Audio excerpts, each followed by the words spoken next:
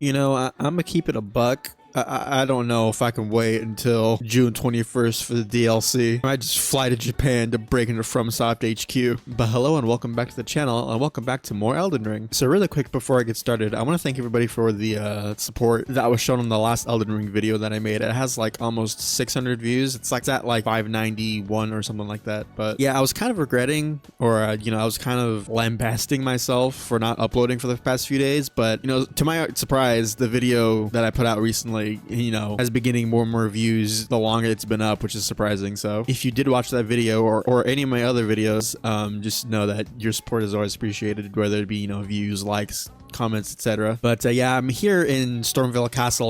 I'm about to fight Godrick, but just really quick to show what I've been doing off camera. Basically, I did all of Limgrave, and I did all of the Weeping Peninsula. I went over here and I fought the boss in Calsamorn, and I also went to Shiofa River, and I got the 2 bonfires down here. We'll probably go down here later in the video, but I'll leave that until then. I know when people replay this game on repeat playthroughs, especially, people and content creators alike, they normally just grab the specific things that they need and they go through whatever bosses they want to fight and beat the game. I was watching Jev play, and yeah, he's like about to beat the game, and he has like, what is it, like 5 hours on that character, which is kind of crazy to think about. But then, like I said, you realize that you don't have to do everything in the game if you want to just beeline it to the end. But yeah, I'm a crazy person, and whenever I play any of these games, whether it be Elden Ring or the other Souls games or something, I like to do everything, at least everything that I remember how to do. So I like to fight most, if not all, the bosses. I like to do most, if not all, the NPC quests, and I like to grab most of the loot, even stuff that I can't use, just to have it. But yeah, my character is slightly different. I leveled up a little bit, and the main thing that changed was the weapon that I'm using. I was using the great sword earlier, but I switched to the great epee, and it's pretty good. I like stabbing weapons. I remember in Dark Souls 1 especially, I liked using the Silver Knight Spear. So, but yeah, without further ado, let's get in here and murder this country bum. Also, I'm gonna watch the cutscene because it's dope as shit.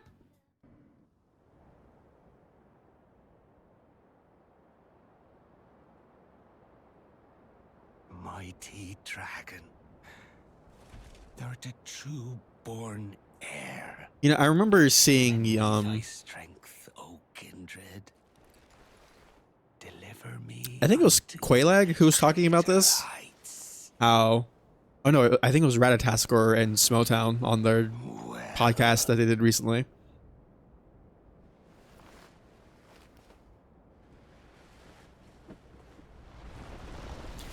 And I think Ratataskor has like a video series where he basically talks about each major boss and like, I command thee, kneel.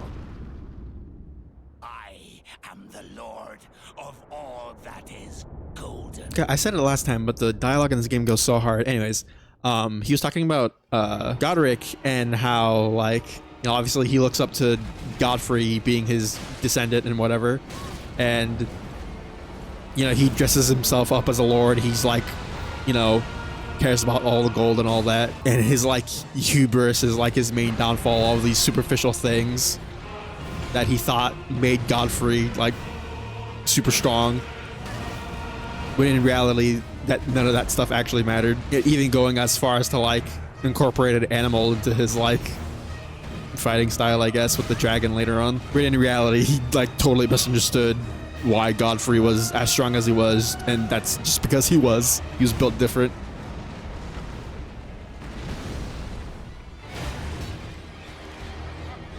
He basically places too much importance in like his family lineage.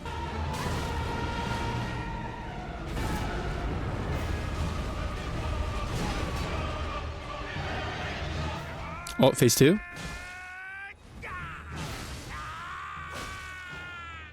Great. It's, just to preface, it's like 4:40 in the morning, so if my thoughts are like scrambled, that's why.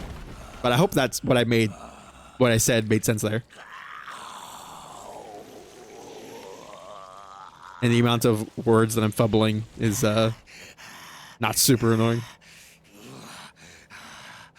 God, this cutscene goes so hard. Truest of dragons. I remember when I first saw this, I lost my fucking mind. Lend me thy strength.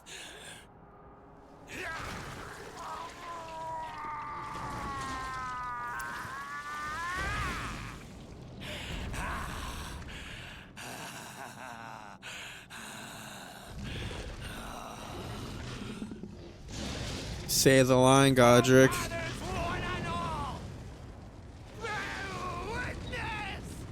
I love how the dragon arm thing you get for his quote-unquote boss weapon is like super dinky and stupid looking, but apparently it's like unironically good. Oh, there you go. Bitch. What if I just... Oh, that's bad.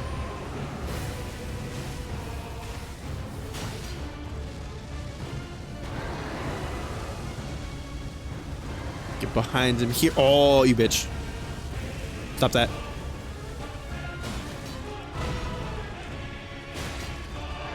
I have no stamina. Oh my god, that was close.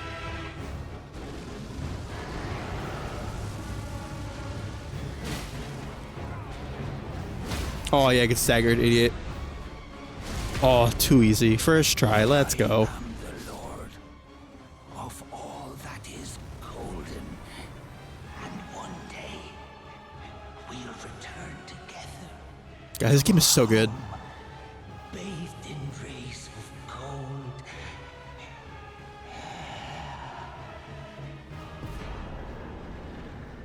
And there's the first demigod of this character playthrough. Love to see it. I just realized that I didn't even use my weapon skills that I have on here. Oh well. Yeah, I put the carrying greatsword on here as well, just because I think it looks super cool. It's super impractical, but it's so cool. Raven to the bone. Pushing me about like that. And after all that grafting, where did that get you? Yeah, he's kind of a chump. Would ya? Godrick, you filthy slug. Feel it.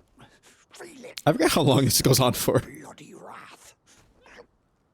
Yeah, Morgott and Godrick as like the first like actual bosses in the game they're so good. And it's also crazy how I unironically think that Margit is harder than Godrick. Although I feel like most people share that opinion. Margit is designed to be a very intentional wall. And that's not to say that Godrick isn't hard like at all. You know, I remember the first time fighting him, his like wind attacks that he put around himself would like always trip me up. But after a certain point, I got, you know, used to the timing, just, you know, how you do with bosses in this game. So hello, dead woman. The frenzy flame stuff is so weird. It possesses people who are already dead. It's so weird, so interesting. But yeah, now that I have Godrick's Great Rune, let me actually go to, where is it? Over here, and let me go activate it really quick, and then we'll probably go down in his Shiofra, like I said earlier. But yeah, I remember in my last video, you know, I was talking about. Ow. Oh, I forgot there's a lion man there. Oh. Ow.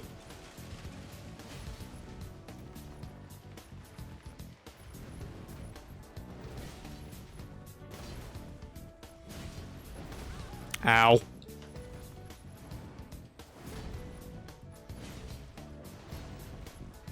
I'm amazed that I dodged that. Die. Bitch. But yeah, I think I was talking about the DLC a little bit in that video, and I totally forgot to mention in my original like trailer reaction video and the video after that, I forgot to mention that it was revealed that the DLC is going to have its own like a power leveling system. So a lot like Sekiro, which is a game that I've also been playing recently.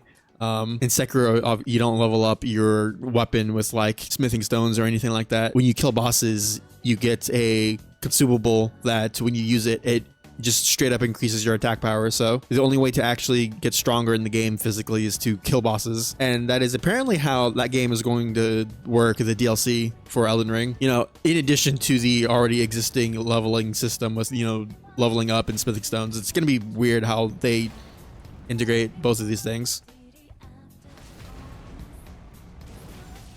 Because I'm trying to like figure out in my head how this is actually going to work, and I don't know how it's going to like balance out. Because the reason for doing it is that they don't want people to go into the DLC with like super high level characters and like upgraded weapons and just like steamroll it, which does make sense. I'll be interested to see like how the damage for things balances out when these two systems are existing at the same time. Because I think they said they wanted it to be like reminiscent of like when you're first playing the game, and you know, you have to explore around and, you know, get stronger and all that. Oh, you bitch. I didn't have to kill these things, but I really wanted to, just because it's very satisfying to do.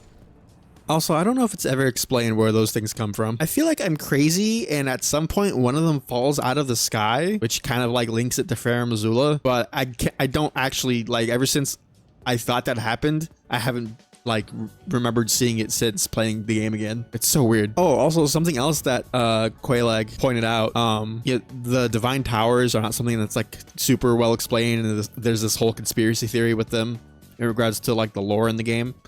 And something that was pointed out was that in the Divine Towers, there's like these like light and dark wisps, or like light and shadow wisps, and people are like, you know, connecting it to the DLC with, you know, the regular realm and the shadow realm, quote unquote. Man, I really hope we get more Divine Tower lore, especially since when you line them all up on the map and connect them, they form like like the Metatron symbol or some shit. It's crazy. Souls game lore is built different. That's all I'll say. God, it's crazy how much of the game you could see from literally everywhere. Like, there's the Bestial Sanctum, there's the Divine Tower of Caelid, there's the other one. I don't remember which one that is. Is that also another one? I can't tell. And then you can also see the giant forge over there. Such a cool like visual design. Also, I don't know what this means.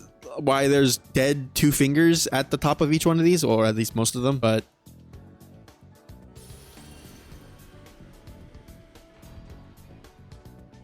I did it. Yeah, I think Godrick's is like probably the like best one. I think Godrick's and Radahn's are like very similar, if I'm not mistaken. Although I might be wrong. Oh yeah, I forgot I have this. I should probably use this. But yeah, in other news, I've been playing a bit more Helldivers recently.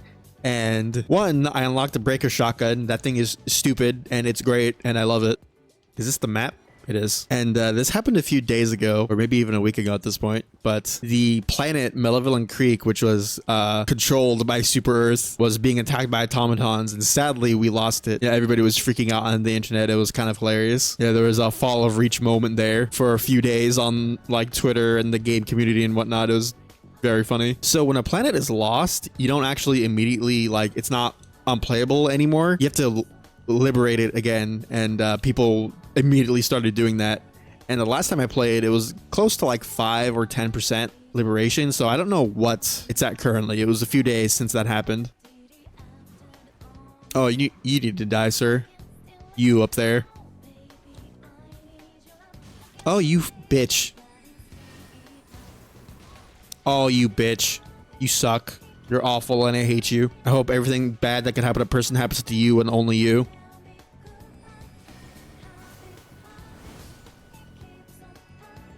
That almost got me killed, but you know what? We take those. I forget this technically counts as part of the open world. That's kind of weird, actually. But speaking of Helldivers 2, a bunch of news has come out recently about a future update coming to the game, which they kind of teased early on, but I don't know if this was leaked or like data mined or something. But there's footage of the mechs that they said were coming to the game, and they look super cool. And there's also going to be a vehicle with a turret, and there's also going to be a stratagem which calls down a group of NPC Helldivers. So I guess that would be more useful for solo play. I wonder if you can use that in co-op. I would be very surprised if they let you do that. But there's also going to be a crossbow, a plasma shotgun, and there's a few other things that I'm blanking on right now because it's 5 in the morning. But oh, this is bad. How did I do this? How did I do this? Oh, it's fine. Everything's fine. How do I fix this? And the answer is slowly.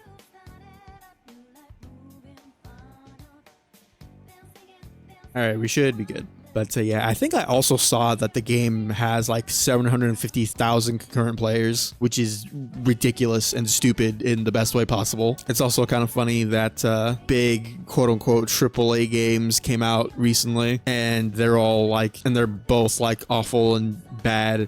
Meanwhile, this $40... Is Helldivers 2 an indie game? Is Arrowhead an indie studio? I'm not sure. But this $40 co-op multiplayer game has just completely taken over the gaming landscape. I mean, I can't wait for the near future when studios try to bite and rip off the concept of Helldivers 2, and they do it horribly because they need to do it fast. I mean, it's going to be so great.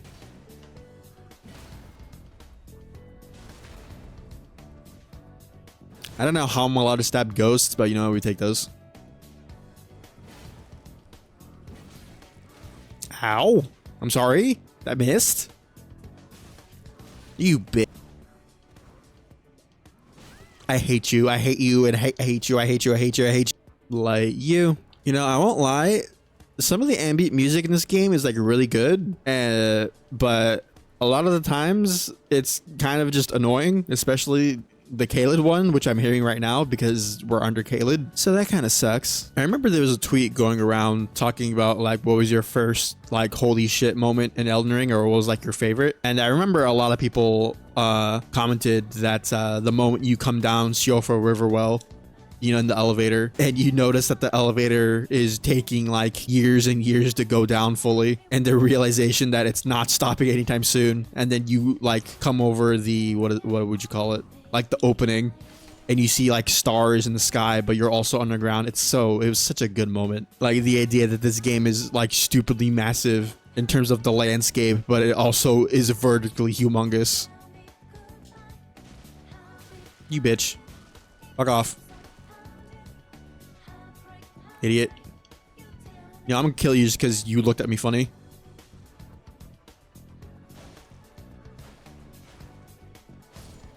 Also, I have no idea what these weird electric orb things are supposed to be or why they're down here. They come back later in like the consecrated snowfield, and because that's a high level area, they're super strong and scary.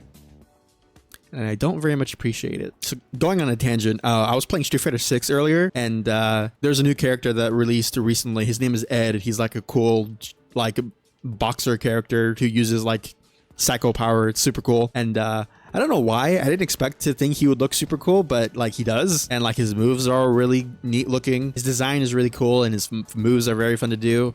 I did a few of the combat trials, and I was like, oh, this character is actually very cool. I wasn't expecting to like him.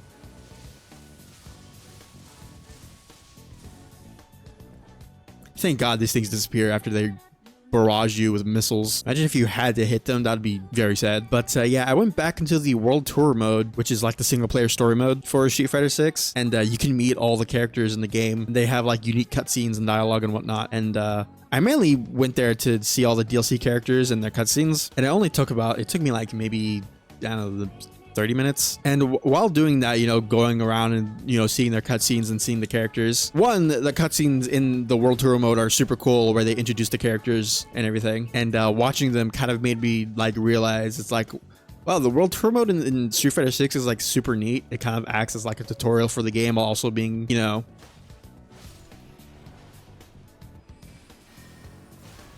you bitch. Oh my god, I'm gonna kill. How does that poise break me? I hate all of you. But yeah, the World Tour mode, despite its problems and despite the story in that actually not being very good, you know, it has issues if you think about it for more than 5 seconds. It was a relatively positive experience going through it the first time, and I definitely had fun with it. But, you know, seeing the cutscenes with the characters and then realizing that none of the characters in the game really have anything to do with the story happening except for like JP kind of made me like, oh, the characters in the actual game don't do anything in the story. It just seems kind of like a missed opportunity. You know, obviously the story has to mainly focus on you, I guess, because you have a creative character in that, but maybe they didn't feel confident trying to cram all the characters into, you know, the story mode. But I mean, I don't know, I would have just done what, like, you know, the Tekken 8 story mode did, where it only focuses on a few characters despite the fact that there's numerous characters that are on the roster. I just poise broke a rat. Ow.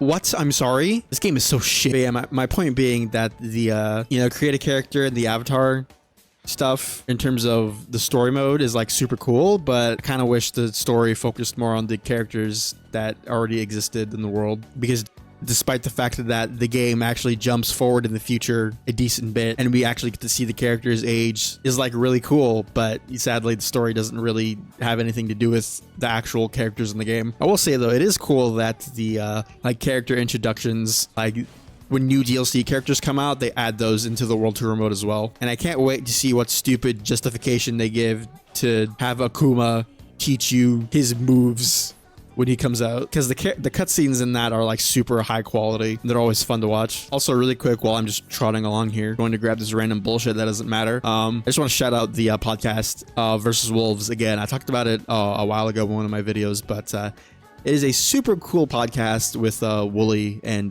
John / iPatchWolf, and I think it's the 3rd episode. And I don't want to spoil it. They talk about Wooly playing Earthbound, and they talk about John playing Omicron, which is a very tension-filled podcast, is what I'll say about that. And the ending was very, very. It was good. That's all I'll say about it. World's most powerful book club is definitely keeping true in terms of the premise. Did I light all these yet? I did, because go fight the funny moose now. But yeah, it comes out every month, so it's always a treat to check my YouTube or my podcast thing on my phone, and it's like, oh look, a new episode came out. But yeah, that's probably one of my favorite, if not my current favorite podcast. It's called Versus Wolves. It's so good. But yeah, let's touch the funny moose.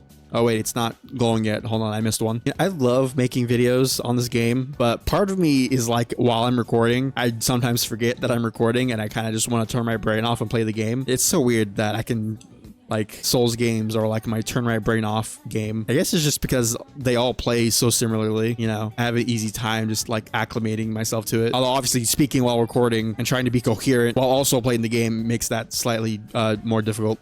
But where's this last thing that I didn't light at? I'm gonna lose my mind running around here like an idiot looking for it. Oh, it's right here. Oh yeah, one thing I forgot to mention that I also did off camera was I went and did the Hero's Grave right at the beginning of the game, and I got Oleg. I haven't used him yet, but until I get like the Mimic or Electo, or not Electo, or Tish, Oleg will probably be the summon that I use whenever I decide to use it. All right, we get to touch the funny moose now. I remember in the trailer for this game, I think it was the launch trailer, there was like a small snippet of this boss like flying through the air, and I was like, what is that? I want to fight that or see it or whatever.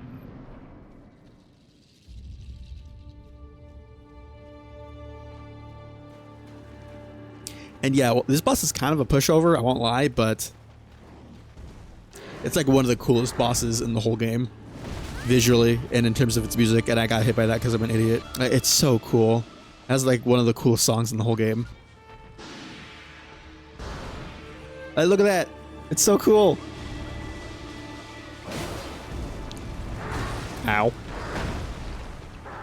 Oh, I'm stupid. I did not know there was a third part to it, that attack. Playing through this game several times at this point, like the Stake of Marika, like mechanic is neat, I guess, but at the same time, why can't you just put a Grace there? It makes like potential like weapon upgrading or leveling up real inconvenient.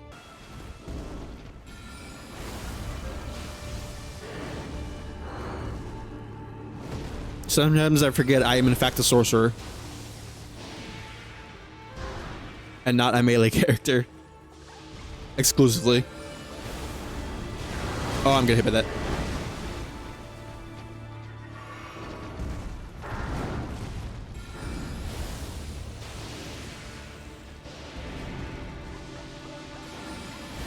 Eat rock. You bitch. There you go. Come here.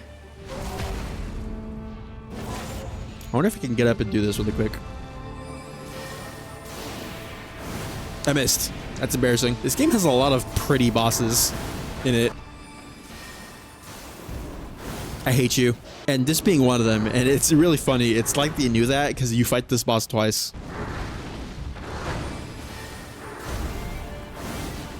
There you go. I wanted to hit it at least once with the big charged one, but that was close.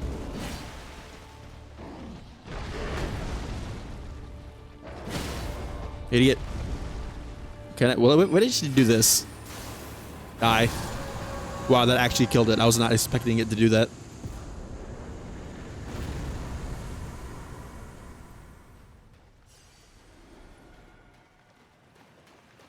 Neat. But yeah, this arena and this boss and like the music, oh, it's so cool. Yeah, this is where I would like actually end the video, but I forgot there's actually another boss in this area that I need to go murderize. And I don't remember where it is. And I also don't know if there's a Grace next to it. I think there is. Oh, we're about to go find out. Where is the area at? I think it's over here. Yeah, you have to jump up here. There's this asshole with a bow that we're going to run past. We're going to touch this. This is so random, by the way, that this is how you get to this area. Is there a grace here? There might not be. In fact, I am now getting flashbacks to having to use that teleporter multiple times. I might have, in fact, done a whoopsie doodle, a whoopsie daisy, if you will. All right, well, I have a sacrificial twig equipped, so if I die, I can just spend these and whatever. It'll be fine. Oh. Oh. Oh, I see. Oh, I see. Alright, this might take a minute. This is like the first time I've ever used like a sacrificial twig or a ring of sacrifice in forever. Oh yeah, I was talking about Street Fighter earlier. Speaking of fighting games, the rollback netcode update for Dragon Ball FighterZ came out. And apparently the update kind of broke the game. I've heard that actually playing the game is fine, but the spectator mode is apparently buggy and like completely broken. Like there's like just 6 million duplicates of characters like T-posing after you do certain things. It's very weird and funny. But also, sadly, they had one job and the rollback stuff only works in 1v1. It doesn't work in like the cool like raid mode boss stuff and a few other things, which like is kind of like defeats the point of that, because if it doesn't work with the whole game, then like what was the point? Like on one hand, like granted, you know, they didn't have to retrofit roll back into the game, but at the same time these seem like massive oversights or missed opportunities. Maybe they just didn't have the development time and resources to put more into that than they already did. Rocks. Rocks. Rocks. Rocks. Oh my god. Eat shit. Oh, that was a mistake. Oh. Oh, I see. That was horseshit. I hate you. That does literally like all my health almost.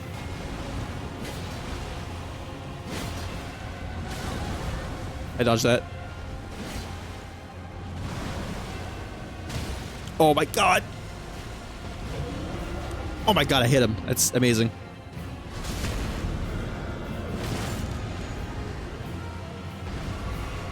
Bitch. And he's gonna like start crawling towards me, isn't he? Yep.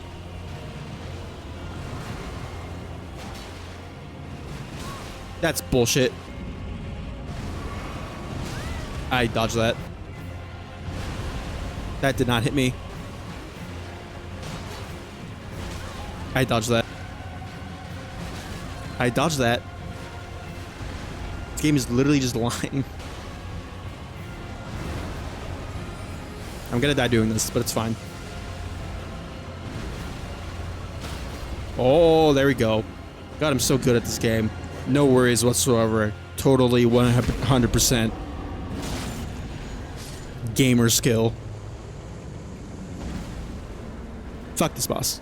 How many souls did I get? I got 16k. That was slightly more than the moose. I also got a halberd that I can't use because I think it requires faith. Oh no, it only requires strength. Interesting. That's actually really weird. I'm gonna probably get my endurance to level like 20, and then I'll start leveling up strength and dex again. Hiccup. Oh yeah, there was also, you know, a bunch of interviews came out after the DLC trailer for Shadow of the Erdtree came out, and there's this one section where they're talking about how